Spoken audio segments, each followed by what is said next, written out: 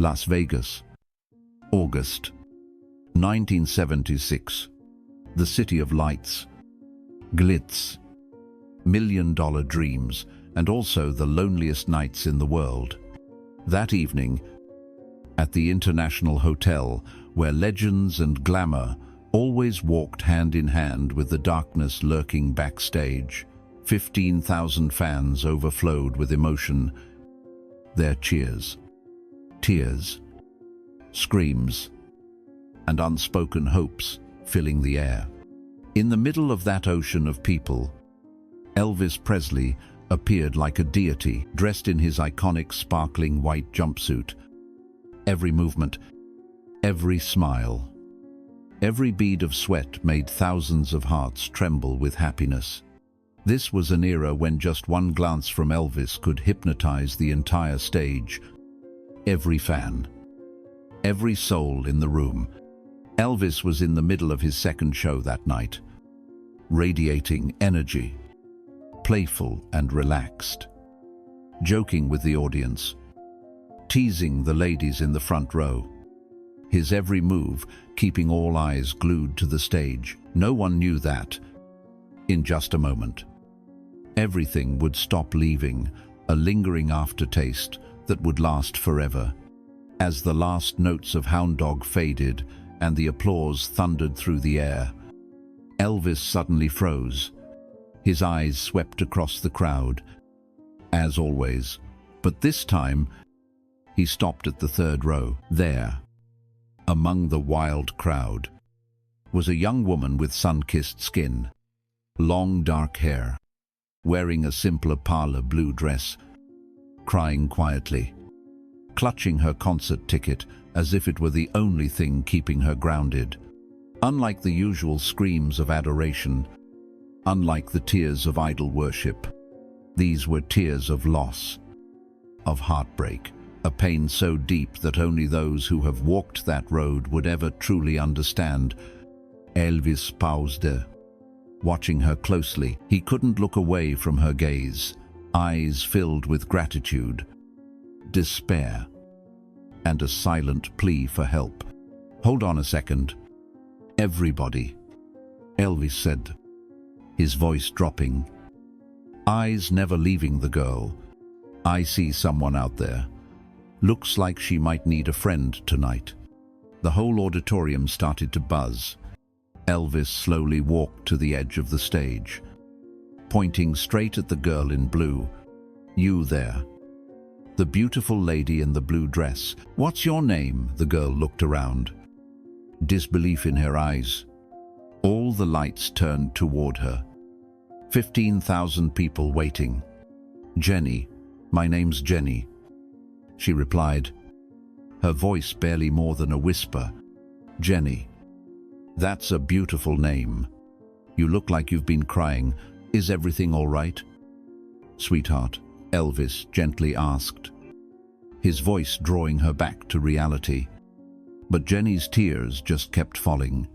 Then, to everyone's shock, Elvis reached out his hand, inviting Jenny up on stage. The crowd erupted, some screaming, some weeping, knowing they were witnessing something truly special. Jenny climbed up, her steps trembling, as if afraid that even a deep breath might shatter her fragile dream. Elvis gently put his arm around her shoulders, whispering, "Don't be scared. Honey, you're among friends here."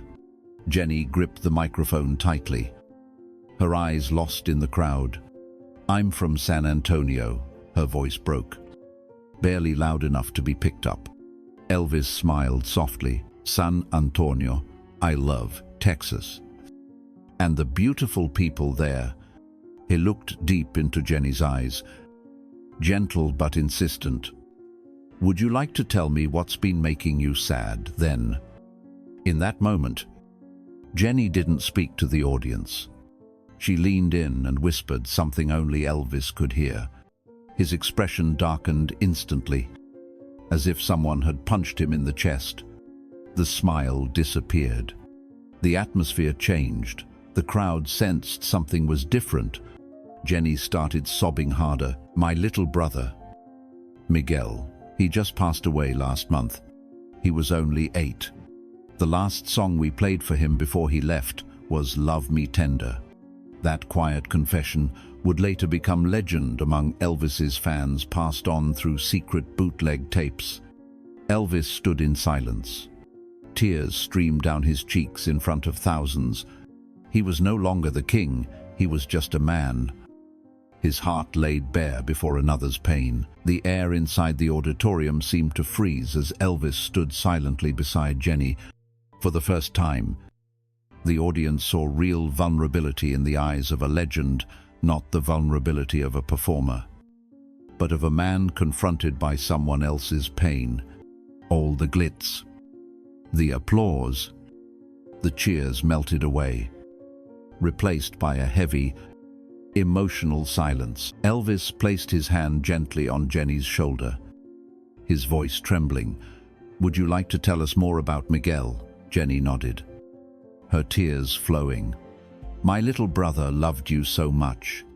He listened to your music every day, even when the pain was worst.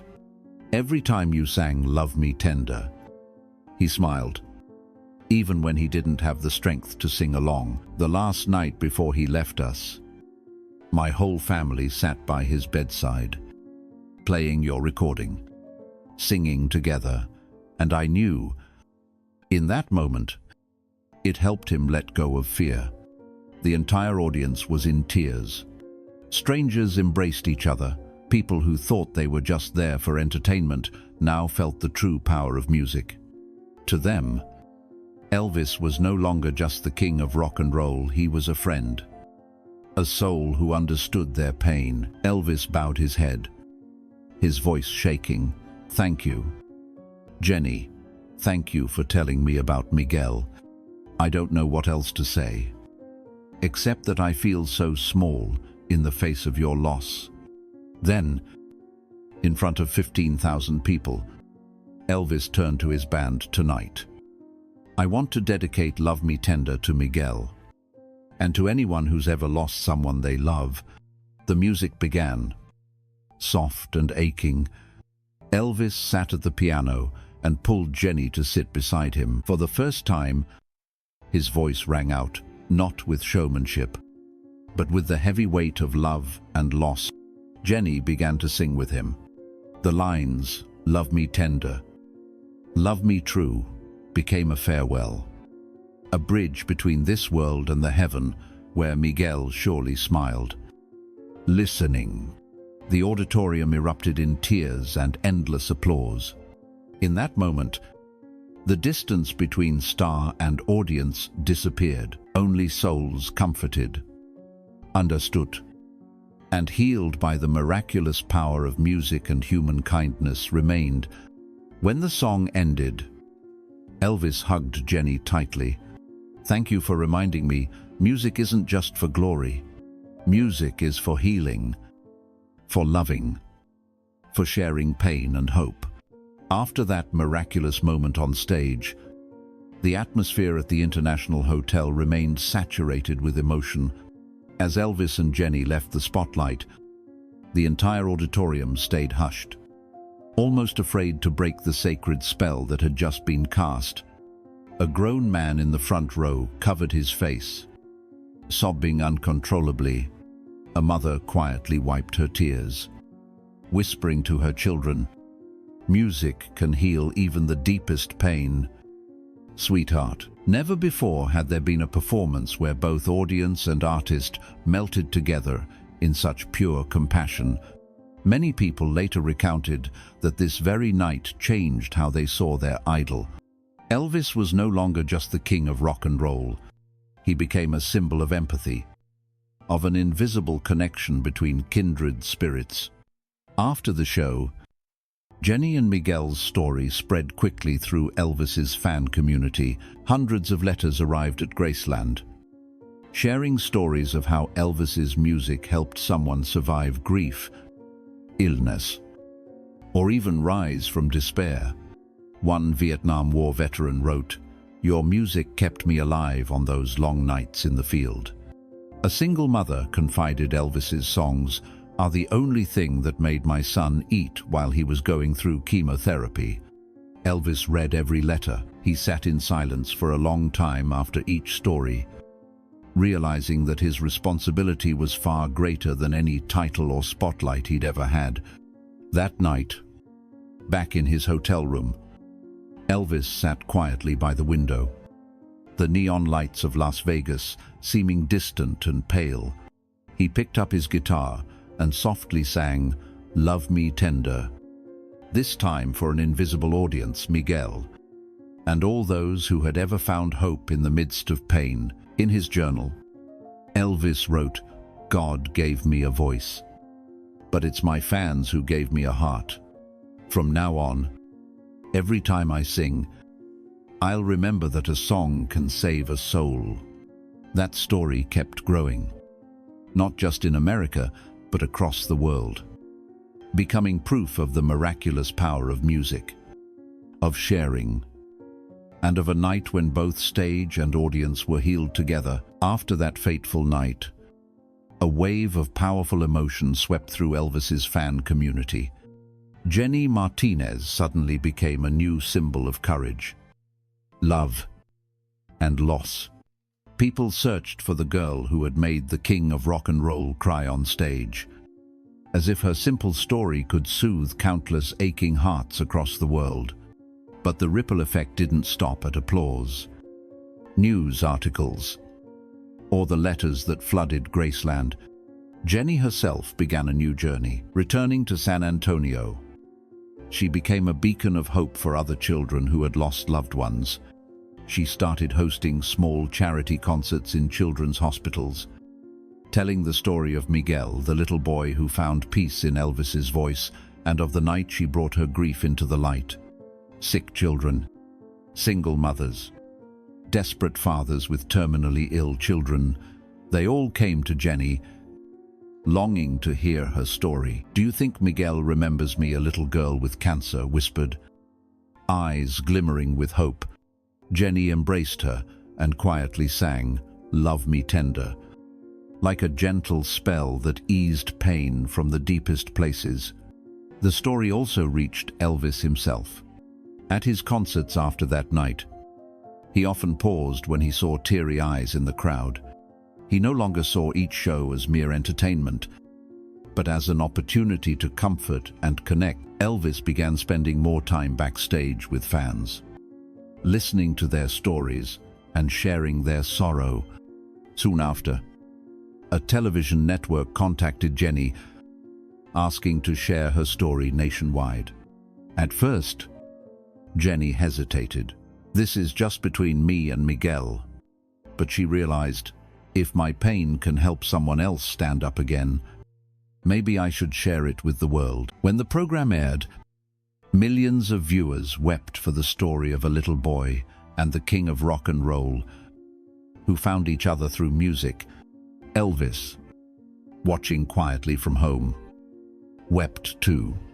He understood that sometimes a single song or a moment of sharing can save someone's life. Not long after Jenny's story spread across America, thousands of letters began pouring into Graceland.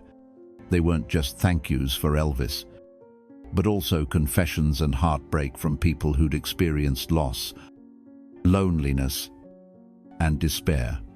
Mothers who'd lost children, wives grieving husbands, children with cancer from distant states, all poured out their pain and hope onto tear-stained pages. Faced with these thick stacks of letters, Elvis realized that his life's mission was far more than standing on stage and thrilling thousands.